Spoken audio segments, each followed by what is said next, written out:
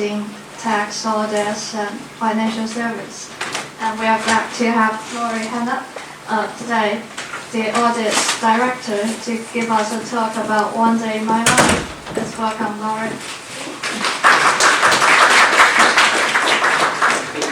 Hi everyone, hi.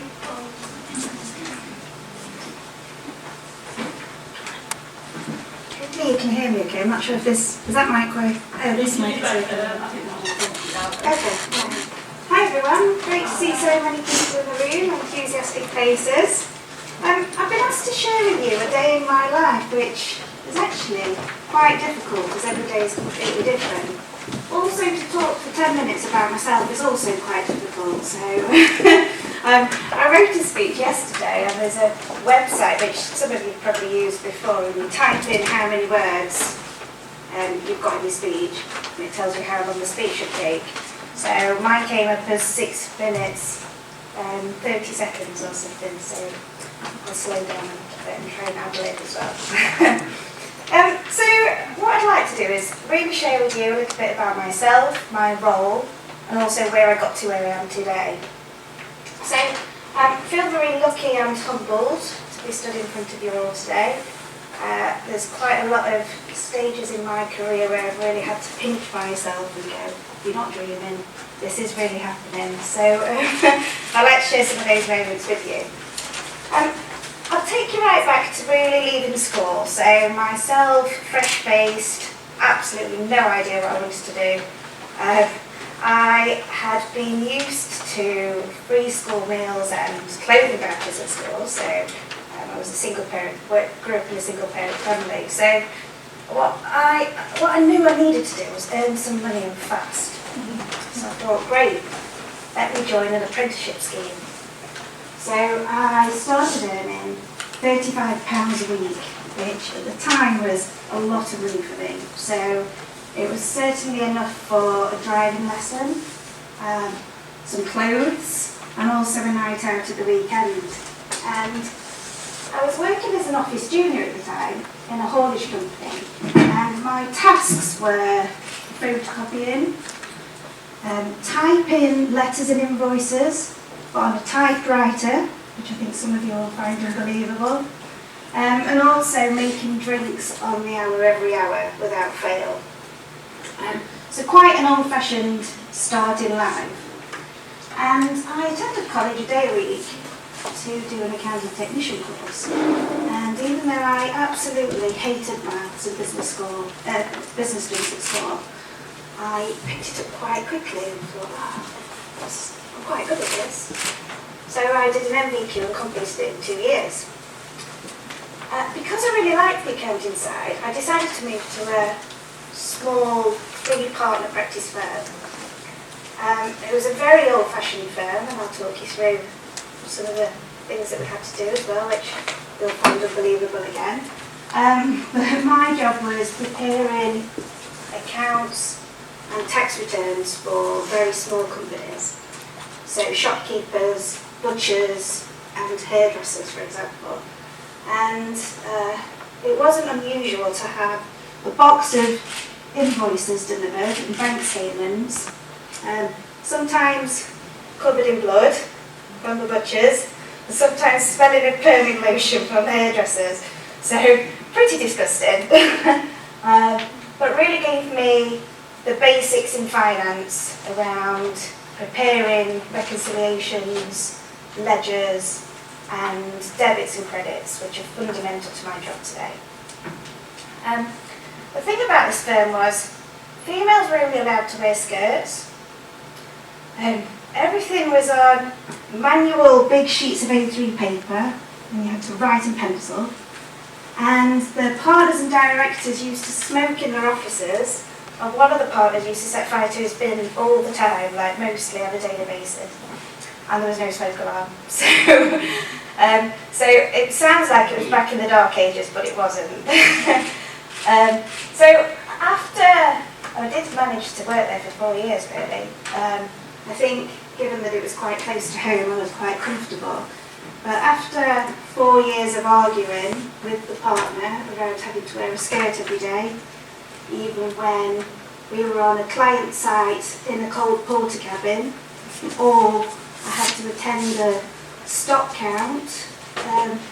One example was climbing up a petrol storage tank to dip the tank in a skirt.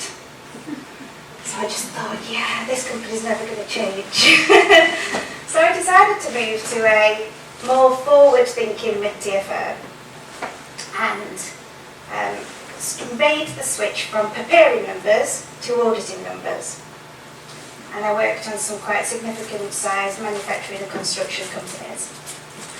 And at that time I'd completed my ACCA qualification, and so I was fully qualified at the age of 21 and also owned my own semi-detached house, so quite a big achievement.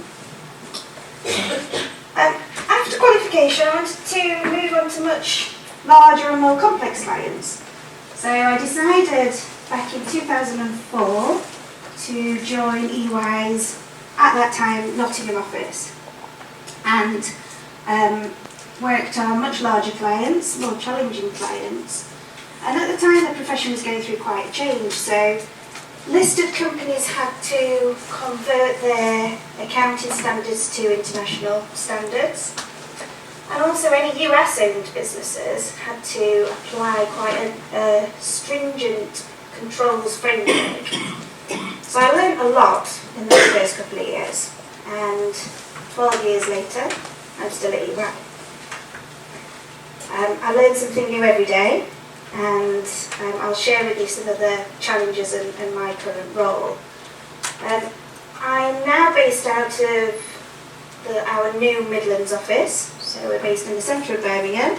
We have a newly refurbed Office of the Future office, so it's all 60s retro styled and nice coffee machines and big breakout areas with big screens that you plug your laptops into, and it's all wireless. It's completely different to where I started out in my career. I've had a very busy 12 months, so some of you may notice I'm expecting a baby. So we got married in June. I found out I was pregnant in August. I was promoted to audit director on the 1st of October.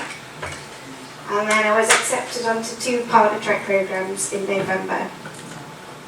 So, very busy 12 months, and leaving school I would never have thought I'd be where I am today.